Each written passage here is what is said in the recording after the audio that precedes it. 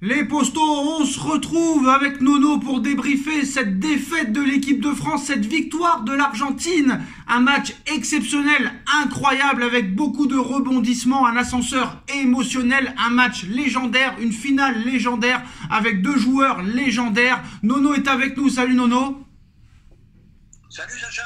Alors qu'est-ce que tu as pensé de ce match incroyable? Qu'est-ce que tu as pensé de cette finale? Qu'est-ce que tu as pensé de cette victoire argentine? De cette défaite de l'équipe de France? De ce match complètement incroyable? De cette première mi-temps? De cette fin de match? De cette prolongation? De cette séance de tir au but? De la prestation de Mbappé? De la prestation de Léo Messi? Est-ce que Léo Messi est le plus grand joueur de l'histoire du football? Est-ce que Mbappé est déjà une légende avec ce match incroyable? Les rebondissements, est-ce que tu y as cru à 2-0 à 10 minutes de la fin? Est-ce que tu y as cru à 3-2 à quelques minutes de la fin aussi des prolongations? Qu'est-ce que tu as pensé de tout en général, Nono?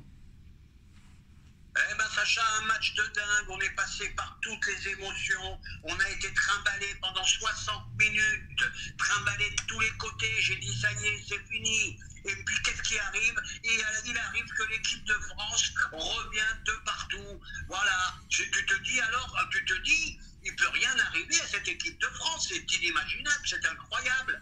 Et Léo marque le troisième, et voilà, et la France qui égalise encore. Un truc de dingue.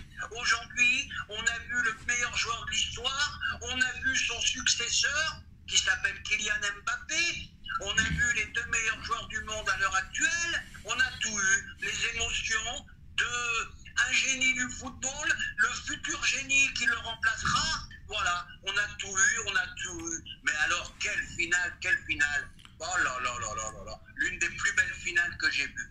Après, je suis pas totalement d'accord avec toi, Nono. Certes, Messi est une légende du football, et j'aurais une question à te poser, mais Mbappé est déjà aussi une légende du football. Très clairement, avec cette deuxième finale de Coupe du Monde, 8 buts pour Mbappé pendant cette Coupe du Monde, face à Messi qui met 7 buts. 7 buts à 35 ans dans une Coupe du Monde. Messi qui remporte sa première Coupe du Monde, le seul trophée qui lui manquait dans son armoire à trophées. Nono, j'ai une question à te poser. Est-ce que Lionel Messi, définitivement, avec ce titre mondial et avec ses 7 buts pendant cette Coupe du Monde et ce doublé en finale, est-il officiellement le plus grand joueur de tous les temps, le plus grand joueur de l'histoire du football?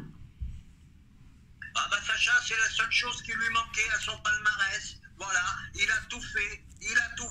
Et pour moi, il n'y a plus de débat. C'est le plus grand joueur de l'histoire. Et aujourd'hui, attention, pour rajouter une chose, on a vu son successeur. Voilà, tout simplement. Il n'y a plus de débat aujourd'hui. Alors Nono, je vais aller plus loin, parce qu'on va revenir 8 ans en arrière très rapidement. Allemagne-Argentine, l'Argentine est en finale de Coupe du Monde, l'Argentine perd au tir au but, mais Lionel Messi n'avait pas été bon en 2014. Lionel Messi n'avait pas été aussi décisif qu'en 2022. Et là, j'ai l'impression, comme avec Zidane, qui avait été très bon en 98, mais qui avait été meilleur en 2006 avec 8 ans de plus, là, Messi nous a fait une Zidane. Rien à voir le Messi de Coupe du Monde 2022 avec le Messi de 2014. Léo Messi, presque à lui tout seul, a amené cette équipe argentine à la victoire finale en Coupe du Monde. Nono, c'est totalement incroyable ce qu'il a fait Léo Messi.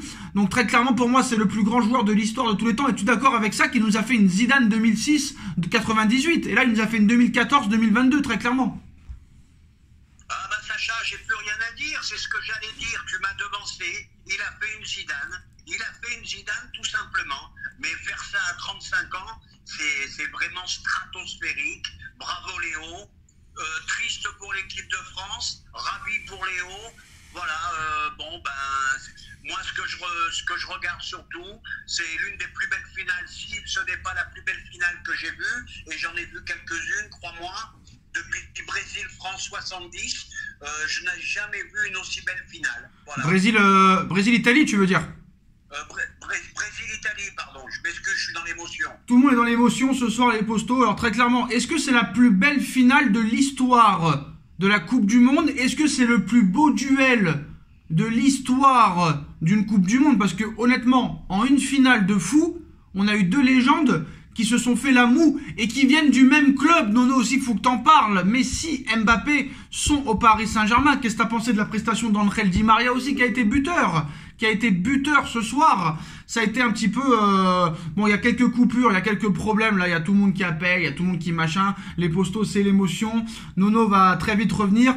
Alors, Nono, je disais que très clairement, qu'est-ce que tu as pensé? Parce on avait l'impression que ce soir, c'était le Paris Saint-Germain ce soir contre le Paris Saint-Germain. Messi versus Mbappé, Di Maria, Rabiot, Kingsley Coman. Ça a été complètement incroyable. Qu'est-ce que tu as pensé de tout ça, très clairement? Honnêtement... qu'est-ce que tu penses que le PSG a les 2 meilleurs joueurs de l'histoire du football dans son équipe?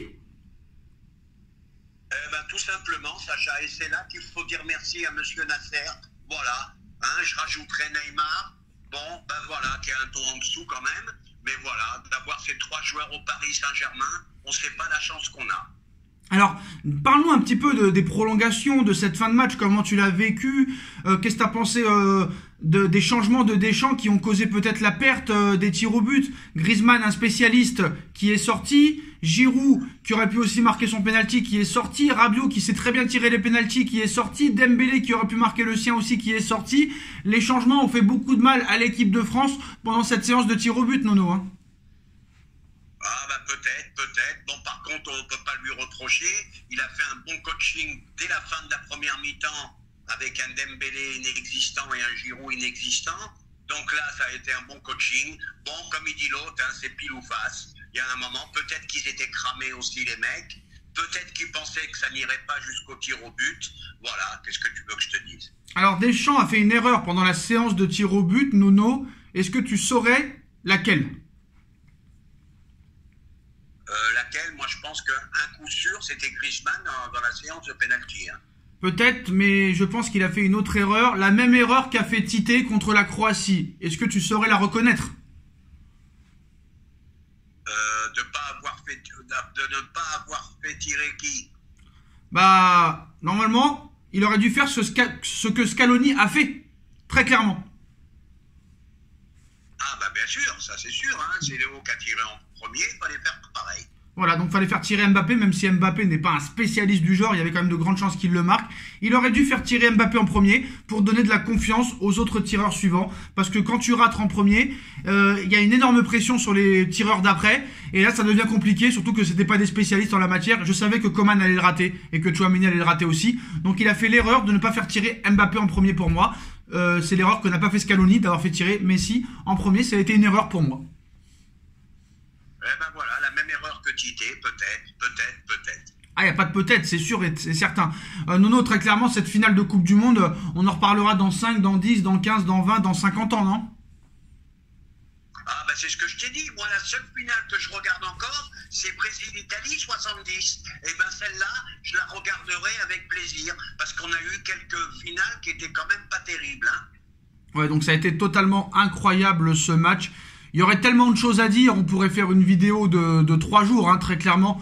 Voilà, le match a duré très longtemps, l'ascenseur émotionnel a été exceptionnel. Voilà, vous voyez les yeux rouges que j'ai très clairement. Donc voilà, c'est très frustrant. Est-ce que l'équipe de France va s'en remettre? Est-ce que très clairement tu peux te remettre d'une défaite comme ça, Nono? Oui, tu te remettras parce que tu perds pas avec un non-match. Ils ont trouvé les ressources pour revenir. Ça a été un match extraordinaire qui va rentrer dans la légende, aussi bien au niveau football qu'au niveau émotionnel. Donc, ils n'ont pas raté leur match, surpris quand même par cette équipe d'Argentine. Il y a certains journalistes qui pensaient qu'avec Messi, ils se sont aperçus qu'il y avait autre chose que Messi en plus. Donc, bravo à eux, c'est tout ce qu'on peut dire. Donc, voilà, et puis Coupe du Monde réussie pour les Parisiens. Messi, champion du monde, meilleur joueur du mondial. Kylian Mbappé, vice-champion du monde, meilleur buteur de la Coupe du Monde. Achraf Hakimi, demi-finaliste. Coupe du Monde totalement réussie pour nos Parisiens. Le PSG sur le toit du monde, Nono. Le PSG sur le toit du monde. Bon, on fera une autre vidéo pour parler du retour des mondialistes. Là, ça risque d'être plus compliqué. Bon, ça, on verra. Pour moi, Léo Messi est officiellement le GOAT du football. Incontesté. Très clairement, incontesté et incontestable. Et là, je pense que très clairement, content d'avoir été là, content d'avoir été conscient pour revoir ces meilleurs joueurs du monde. Ronaldo, Messi, Ronaldinho, R9, Zidane, Raoul, j'en passe et des meilleurs. Mais voilà. Là, franchement, très clairement, même les anti-Messi doivent se soumettre à Nono. comme je t'ai dit, il n'y a plus débat, Sacha. Il n'y a plus débat. Ouais. Et franchement, une petite pensée pour Drake, Nono. Je pense que tu as entendu parler de l'histoire, mais bon, on va en parler vite fait. Ça va faire marrer un petit peu les abonnés quand même. Drake, le rappeur, avait misé 1 million d'euros sur la victoire de l'Argentine dans le temps réglementaire. Donc je pense qu'il doit avoir les nerfs, Nono. Hein.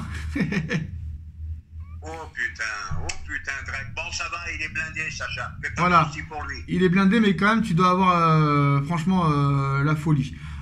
Pour finir avec cette Coupe du Monde, est-ce que ça a été une Coupe du Monde réussie? Est-ce que ça a été une belle Coupe du Monde, honnêtement? Bon, ça a été dans l'ensemble une belle Coupe du Monde.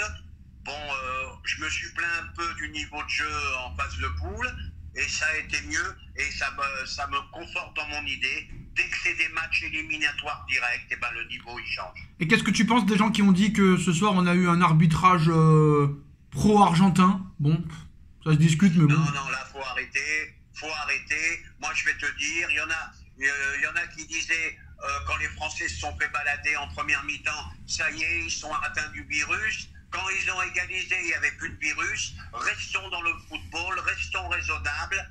Et voilà, et c'est tout. On a assisté à une belle finale.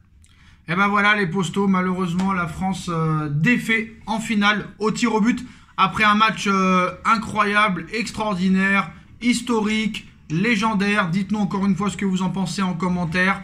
On like, on partage, on commente, on s'abonne et on se retrouve très vite pour une nouvelle vidéo. Merci Nono, merci à tous. Tchuss. Tchuss.